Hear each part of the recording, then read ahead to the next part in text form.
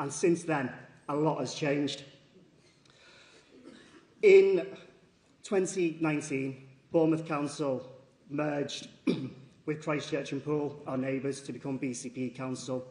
And we went from having Simon Bull as one lone voice on the Council of Conservatives into doubling that and having 2 councillors. I know. In 2023, we had more elections and we tripled to 6 councillors on BCP Council. Now, our group still might be small, but we are punching way above our weight. As a group, we've worked to block the development of an incinerator.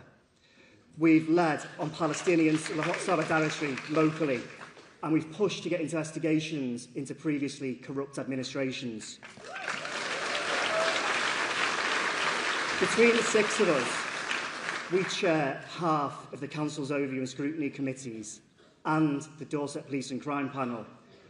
And Simon, once our lone bull in a Tory shop, is now Vice Chair of BCP Council.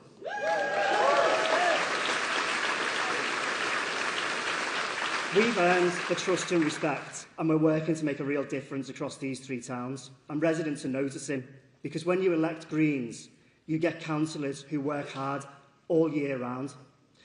This looks like Joe and Kate Salmon campaigning for new crossings and safe routes to school in Moordown. It looks like Alistair Keddy revitalising communities and bringing much-needed investment for play and sport into Charminster and Queen's Park. It looks like Sarah Armstrong creating a brand new neighbourhood forum and plan in Eastcliff and Springbourne. And Simon and myself bringing derelict green spaces back into use in Winton. It's no coincidence that all of these wards are bordering each other, and we like to call it the Green Heart of Bournemouth. So, these are just a few of the reasons that we're really proud of our town, and we want you to enjoy it this weekend. So while you're here, take a walk through the gardens, go down to the beach. We've definitely got the weather for it. Explore our award-winning nightlife. Take a look up at the architecture which tells the history of the area, and definitely go into our fantastic independent venues, shops, restaurants. And most of all, come and talk to us. Come and talk to my council colleagues who are here somewhere. Our brilliant candidates and future councillors who are also here. And all of our local activists who make everything we do here possible. Thank you. Now, I've just got one more welcome to do, and that's to welcome someone to the stage. And this is one of our incredible Green MPs and former leader of the party, Carla Denyer.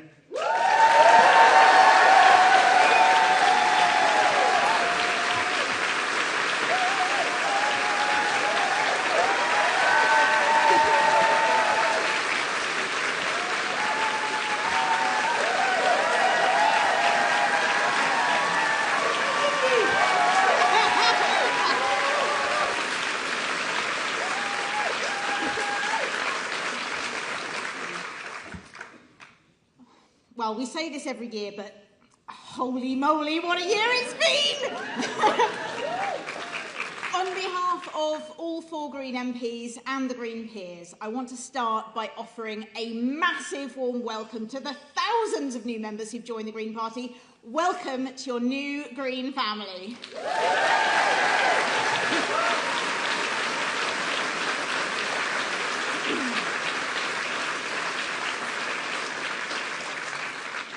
We, your parliamentary Green Party, and no, that phrase still hasn't got old, are really excited to work with all of you new members and with the party's fantastic new leadership team.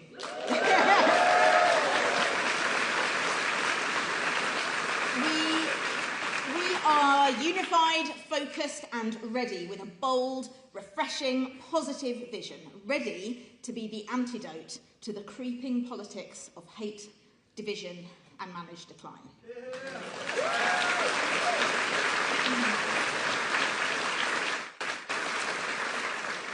Before I go on, speaking of my fellow MPs, Adrian's not able to be with us this weekend, as his father recently passed away and he's taken some compassionate leave.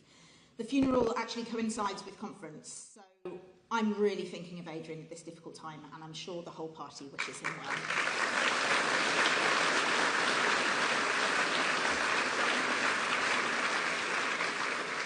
Thank you. Together, as co-leaders, Adrian and I took the party from 1 MP to 4, from 450 councillors at the last general election.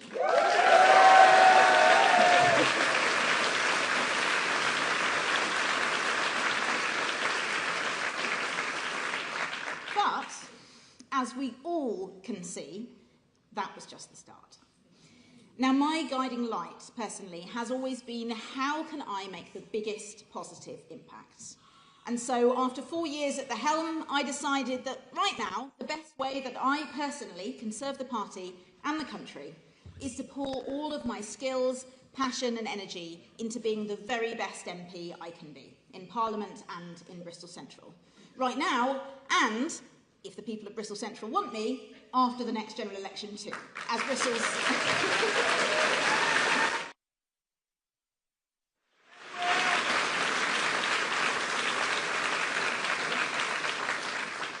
You know the rest, thank you.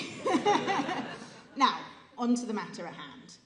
Because for Zack too, making the biggest positive impact is a huge part of what drives him. And in this turbulent political moment, not just here in the UK, but around the world, his courage and conviction are already making that difference. In so many ways, he embodies the values and the politics that make the Green Party so unique and so necessary. Zack will take us forward through sheer hard work with his vision for a brighter, fairer future, by making politics fun again and by being that all too rare thing, an inspiring leader who gives people hope.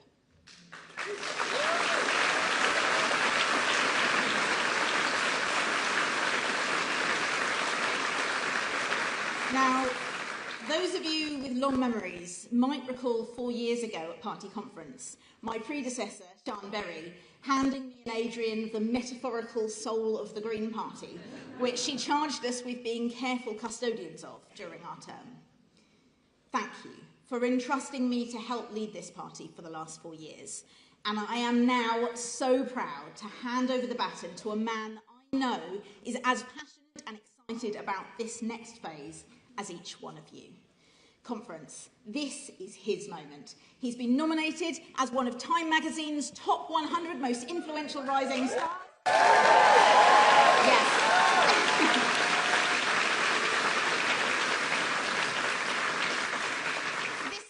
Is already breaking the internet, already being recognised everywhere he goes, and already putting the Green Party onto more and more people's radars every day. So please, welcome to the stage the new leader of the Green Party, Zack Polanski!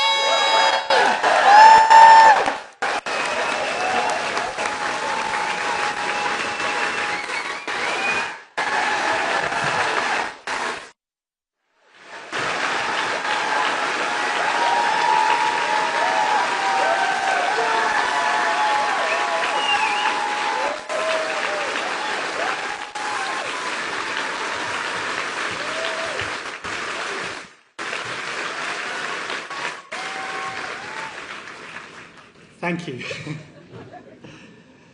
So last week, I was in Leeds, filming our party political broadcast. It's very early in the morning. The sun is yet to come up. It's freezing, basically. And we have some very lovely interruptions from people largely going to work. A few times it's a quick chat or a selfie. I very much enjoyed one of my favourite moments.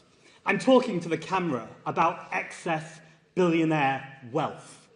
And then suddenly a voice pops up from over a fence and he shouts, "You won't find any of that round here, mate." But actually, the very best moment of filming is I'm just about to finish and a young couple come over. And the woman says to me, "Could I ask what you're filming?" And I start to say, "The Green Party political broadcast." She turns to her partner and she goes, "Bloody hell, it's Zack!" And, by the way, We just joined the party last night.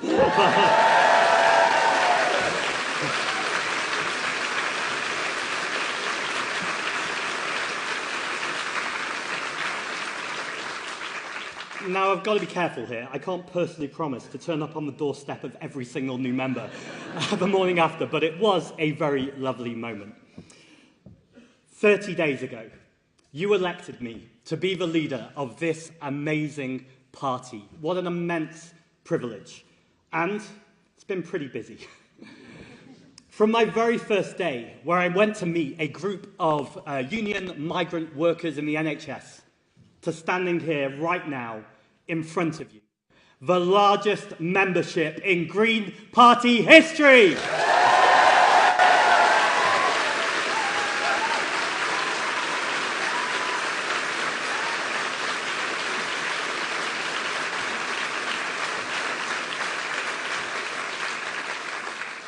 I've honestly loved every single day. We said we'd build this movement, and that's exactly what we're all doing. I want to say a special welcome to every single person who has just joined the party in recent months. Over 22,000 of you, welcome!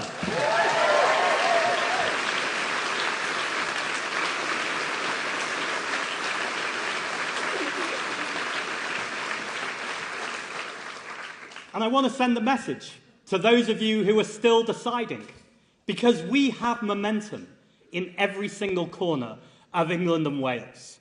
We are mounting our most ambitious, our most exciting campaign ever. This is the Green Party's moment. And if ever there was a time to join us, that time is now.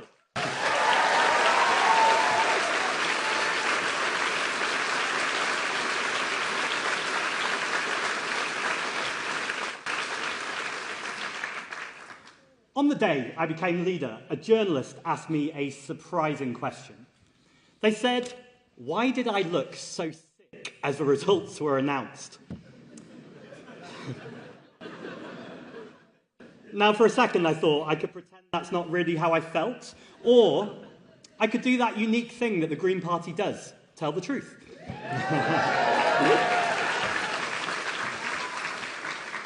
So I admitted, yes, I felt pretty sick. And then he said, why? And the answer is obvious. It's the enormity of the task ahead. A failing government, a country where millions and millions of people are struggling to afford the basics. The far right, they're on the march. Now, you will be pleased to know that the sickness quickly passed. But the moment we're in has only got more serious, more urgent, more consequential. This is a country that has so much going for it, but we have been time and time again failed by a political class poisoned by extreme wealth. And you can see that poison every single day. Rough sleeping, it is up 164% since 2010. Half of renters are just one paycheck away from losing their home. Water companies, they're pumping sewage into our water and then charging us extra for that privilege. A country where we are all paying the cost of the selling off of our shared assets. £250 more.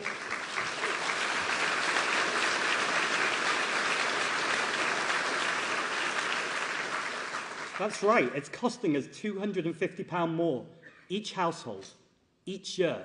That is the privatisation premium. A country where a tiny few have taken our power, our wealth.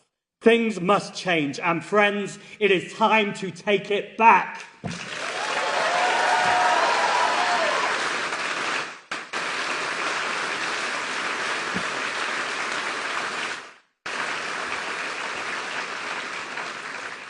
So on my first full day as leader, I went to Clacton.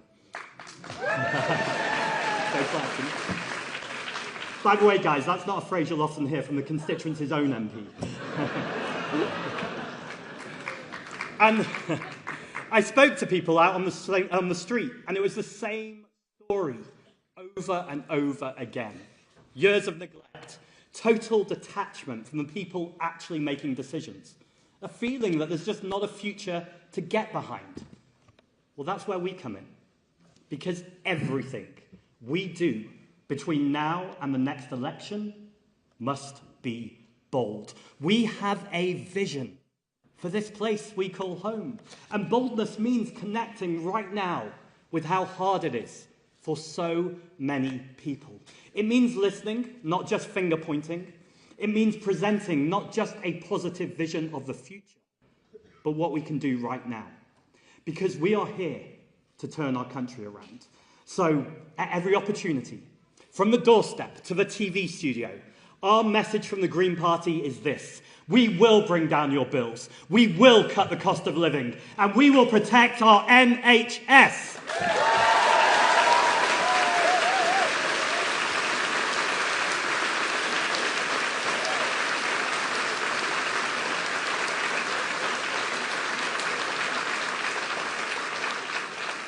Let's remind ourselves who we're doing this for. For the families who look at the bills each month, wonder how they're going to get by. For renters living in shoddy accommodation, they simply cannot take another rent hike. For the thousands and thousands of disabled people in the UK who have found themselves at the sharp end of brutal government cuts. Look, the truth is this, that these problems facing Britain are longer in the making than the managed decline of Starmer and Reeves, although they've certainly not helped. These issues are rooted in an economic model which is built on austerity and it's built on privatisation. But this party is clear. We will break the shackles of poverty and hardship that lock so many in. We will end rip-off Britain, and we will make sure that the very wealthiest pay more tax.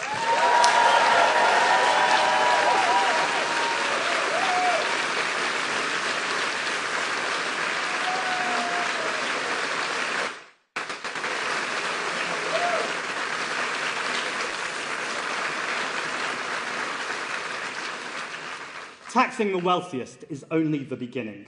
Rip off Britain, it really hit home for me recently. I went to Wythenshawe, which is very close to where I grew up. I was going door knocking with a local candidate. And as we knocked on doors, we met a man who was disabled. With him was his carer, who used to be homeless. And we spoke about how hard everything is and how it just didn't feel like a single person was representing them. Yet so many volunteers had turned up that day because they wanted to make life easier and fairer for people. They had turned up because they believed in something different. And so as we asked these people for their vote, and I knew on that night that candidate Zoe Marlowe became Councillor Zoe Marlowe, that she would be out there. That's right.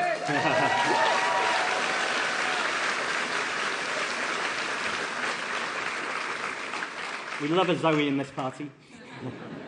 That she would be out there representing those people we met on the doorstep and all her residents who badly need representatives to help make this country one we can all afford to live in. We must end this failed privatisation experiment.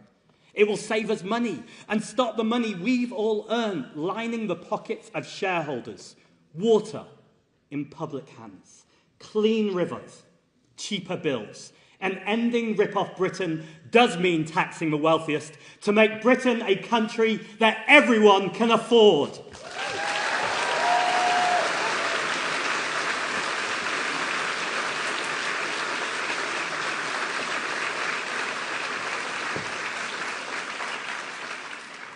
Keir Starmer said in his speech that he doesn't believe those who say a wealth tax is the answer to everything. I'm not sure who he's listening to because I'm not aware that anyone's actually ever said that. What we have repeatedly said is if you're in hock to vested interests and protecting the wealth of the super rich, you can't change anything meaningfully. And sometimes when you talk about taxing the assets of the 1%, you have people worried that you're talking about them. Hairdressers, plumbers, who are understandably saying, I've worked hard all my life. Why are you taxing me? Why are you taxing my ambition? We need to make sure that every single person in this country knows there will be people who go to sleep at night. And without lifting a finger, when they wake up, they will be richer, much richer.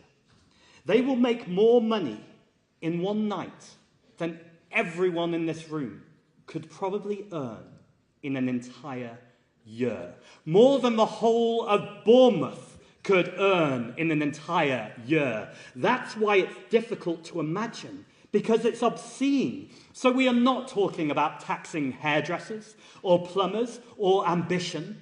It is time for a party that will tax the assets of the 1% to reduce inequality so we can have a country with universal free childcare, funding for SEND education, rural bus routes, climate investments, tax the wealthiest, invest in our public services, bring down bills by ending privatisation. That's how we have a country we can all afford to live in.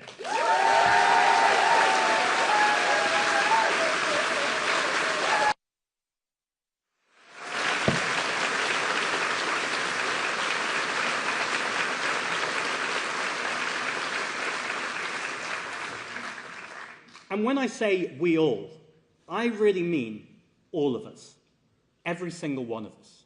Those who choose to make this place our home, whether like me, you were born in Manchester, studied in Wales, now live in London, or whether you've arrived in this country much more recently.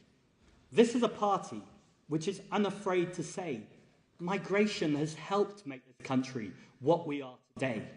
And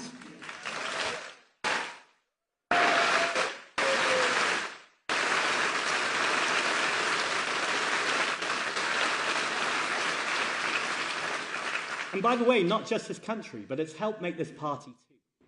I'm one of 5 Jewish people who have led a British political party in the last 100 years. That also means I want to spend a moment to mark yesterday's horrific terrorist attack. As a Jewish man raised in North Manchester, I feel this deeply, and my heart is with our community. More widely, I am literally the product of migration. It's why defending migrants matters so much to me. I want to tell you about a common Jewish experience. It's a tale as old as time. My Jewish ancestry, it's confusing and it's muddling because we were constantly on the run. But from what I can gather, my ancestors started in Latvia, in a Jewish town. But they fled because of pogroms. They fled to Ukraine, where they faced more pogroms. Then they ended up in Poland, where they faced the Nazis. Then they arrived in England and met anti-Semitism here too. They changed their name to sound more English, and I've changed it back. Because I know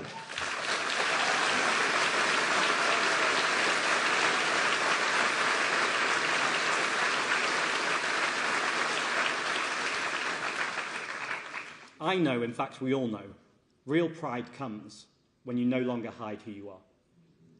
And then there's our deputy leaders, Mothin, son of a steel worker, whose parents came from what is now known as Bangladesh in the 60s. Rachel, who, apart from a Danish great-granddad and a Welsh grandma, has family roots tied to England as far back as she knows. One brought up Jewish, one raised Muslim, one a child of the church. A leadership, 3 different backstories. In a country enriched by people from all over the world. The Prime Minister might call this an island of strangers. When Farage says jump, Labour might say how high. But the Greens will never dance to the tune of a Trump-loving, tax-avoiding, science-denying, NHS-dismantling corporate stooge.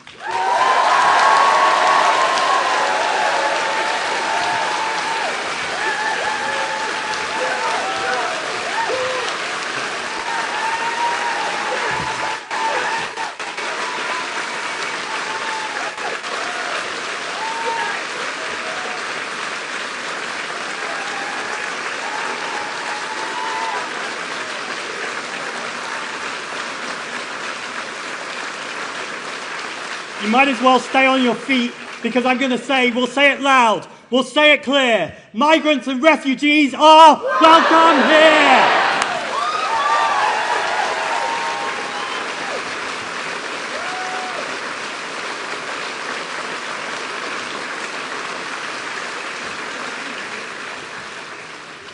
Look, we are under no illusion as to the threat we face in this country. A march in London addressed by a who's who of the far right. A party leading in the polls with plans to deport our friends, our neighbours, our family members. And a government, a Labour government, who are the handmaidens of this dangerous, deceitful politics. There is no easy way forwards. But the only way starts, and I literally mean the only way, it starts with building in our communities. There's nothing wrong with being proud of where we live. In fact, it should fill us all with pride. Caring for our local parks, building friendships with our neighbours, organising with fellow tenants, celebrating our differences. Those are the deep roots that really matter. In Clacton that day, one of the people I spoke to was a guy called Paul. He'd just come out of prison. He said he wanted to stop the boats, said he wasn't anti-migrant, he was Irish, and migration was in his blood. But he said to me, look at my high street, look at where I live. How can we have more people come in? So we talked a little. We found common ground on some things. On other things, there's still lots of conversations to be had. But I told him how the Green Party also want to stop the boats. We want to stop them through safe and legal routes.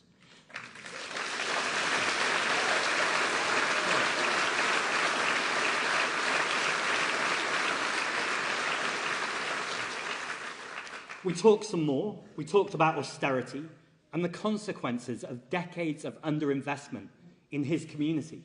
That's a threat to our high streets, I said. Our communities are complex. They have their problems. And change can make people worried. But we know where that complexity should lead us. It should lead us to better public services, to creating spaces we can all gather, places young people can meet up. Change can mean thriving new economies, new cuisines, people of all faiths coming together. The threat to the places we love comes not from people arriving on small boats. It comes from an economic system that sucks money from people and places who need it. And it comes from a politics that tries to divide us and point the finger at each other, rather than the billionaires. This is a nation of neighbours. We have to do things better, and we will. There is a clear path here. If reform can rocket through the polls with a politics of despair, then it's time for the Green Party to do the same thing, but with a politics of hope.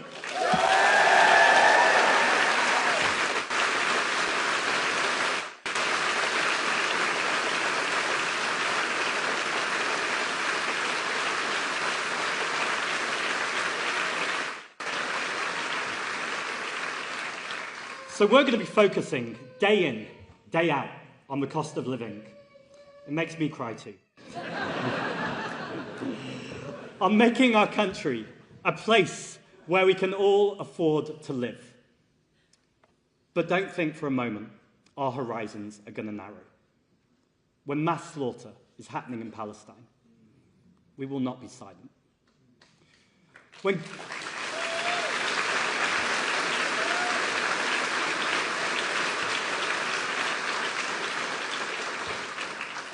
When governments try to silence dissent, we won't be silent.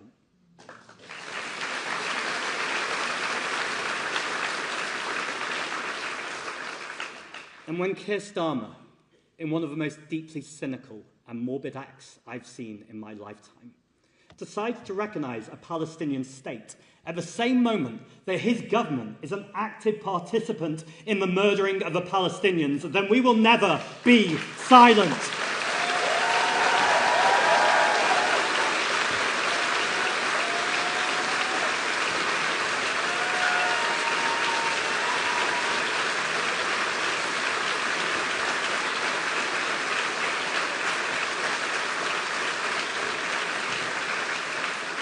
Let it be heard across our country, but a call that is now echoing around the world. We must stop selling arms to Israel. We must stop sharing intelligence. We will do everything we can to stop the genocide.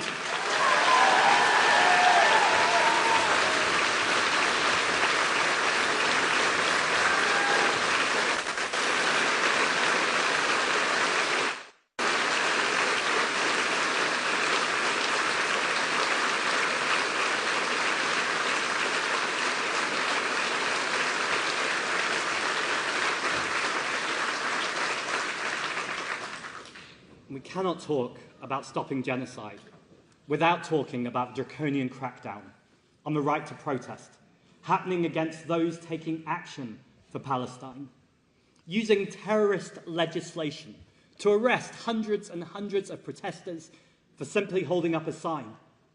The prescription of Palestine action must be withdrawn, and every parliamentarian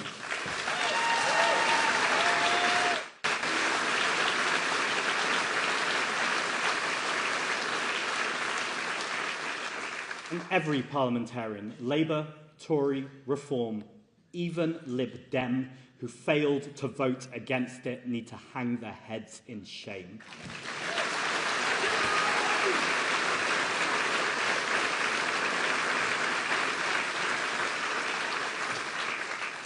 This country has a proud tradition of protecting civil liberties. But once again, a Labour government is cracking down on our rights. From terrorist prescriptions against protesters, to banning journalists from their conference, to diving into a rushed evidence-free plan for digital IDs that will only discriminate mainly against minorities. The alarm bells of authoritarianism are ringing loud and clear.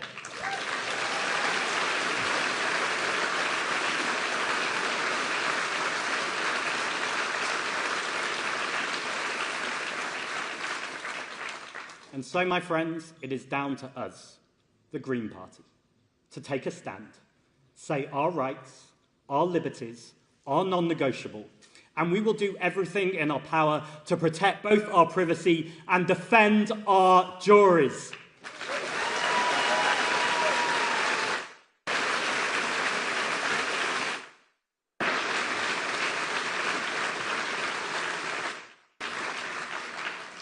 And when we talk about global issues, it's clear we also need global solutions. We see that starkly with climate breakdown and with the nature crisis.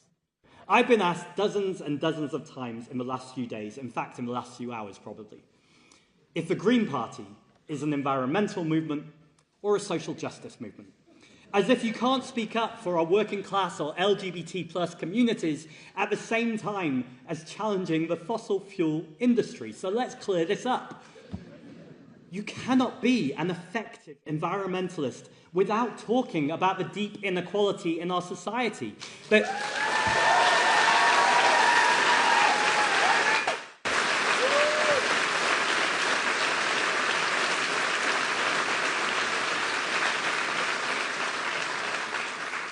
The climate crisis is also the cost of a living crisis, and it is hitting our poorest communities hardest. Food inflation is being made worse by climate breakdown.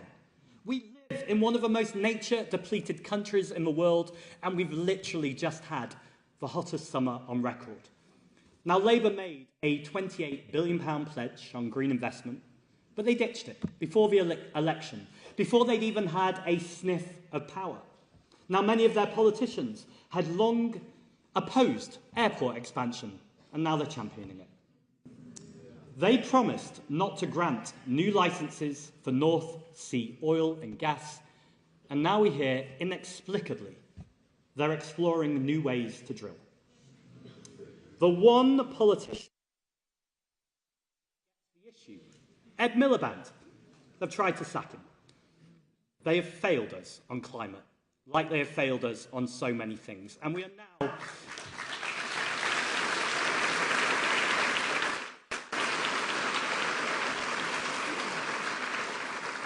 now past the point where we can hope they'll change course. Its politics is one of managed decline, and it's dressed up in this weird national renewal and draped in reform-baiting policy-making. More of the same from Keir Starmer won't just fail us now. It will hand this country on a plate to the forces around Nigel Farage. That's what's at stake here. We are not in a situation where we can hope they'll get better, or we just need to express concern. We're in a moment of change, and it is our time. And that is why Labour councillors are defecting. It's why Labour members are joining. It's why thousands upon thousands of ex-Labour voters are now saying enough is enough, and they're putting a cross by the Green Party for the first time because Labour's arrogant assumptions that it is entitled to anyone's vote, those assumptions end today.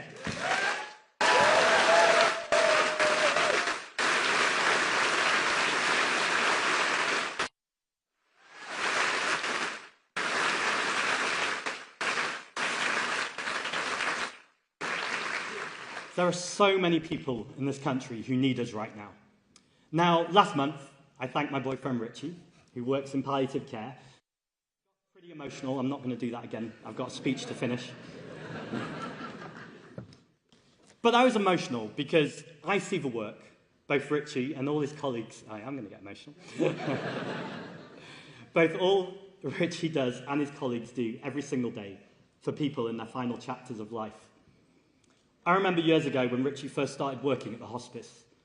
I was worried about what every day would be like, dealing with the weight of working in such an environment. But actually, it's the complete opposite.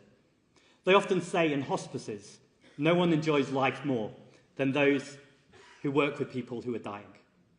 And so as well as thanking again my wonderful boyfriend, it's a moment to recognise how many people across our country are doing these jobs, caring for people, working for the public, showing kindness and compassion.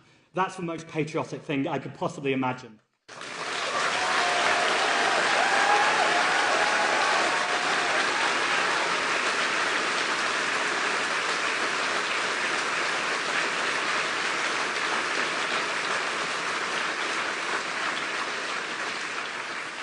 And while I'm thanking people, I want to thank all the patriots working inside the Green Party, because you're all working towards the goal of a better country, from our MPs, our peers, our assembly members, our councillors, our staff team, all our volunteers, every single one of you for putting in this work for our country. Thank you.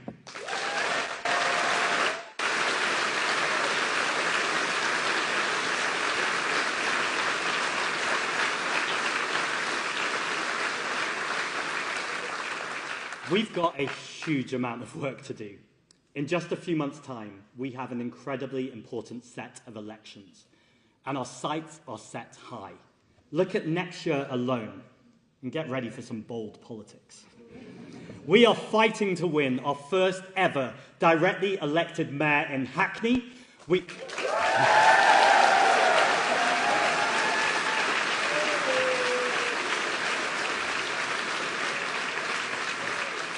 In fact, we're campaigning to win more seats in more places than ever before, and we are on the very cusp of winning our first ever Green seats on the Senate.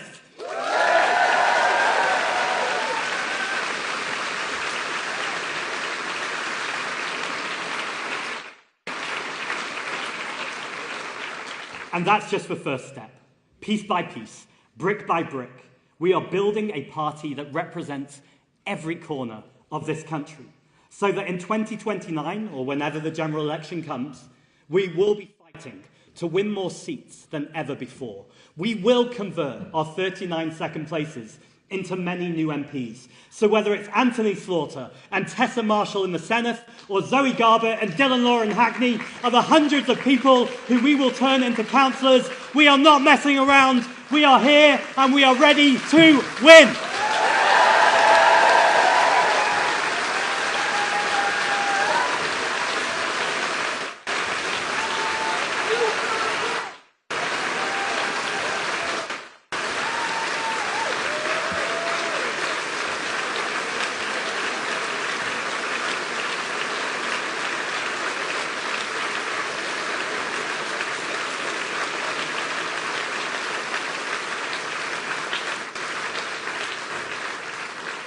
Now, they say you should end big speeches on huge applause.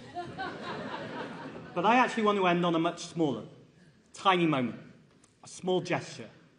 But it's something that's really stuck with me this month, and I want to share it with all of you now. So I went to visit the Dusty Knuckle. It's a bakery that employs people who have just come out of prison. Mentors go to visit people just before they leave, and they smooth over that transition process to give everyone a fresh start in life. It was an amazing visit, and I was humbled to spend time listening and talking to so many different people, each with their own different story. The one that really stuck with me, though, was a story about a man who'd just come out, his first day out of prison. He arrived, terrified of this new life. He was a little late because it had been years since he'd used public transport. There was a cup of tea waiting for him. Someone, knowing he was going to be late, had made the time to make a stranger a cup of tea. A simple act of kindness from one stranger to another. That's what this country is when it's at its best. And that matters today, of all days. It's thoughtful, it's considerate, and it's kind. This May is huge. Hateful, divisive politics will be on the ballot paper. We can and we must reject that. Let's look after each other. The Green Party's moment is now. We are ready. Thank you, conference. Let's go!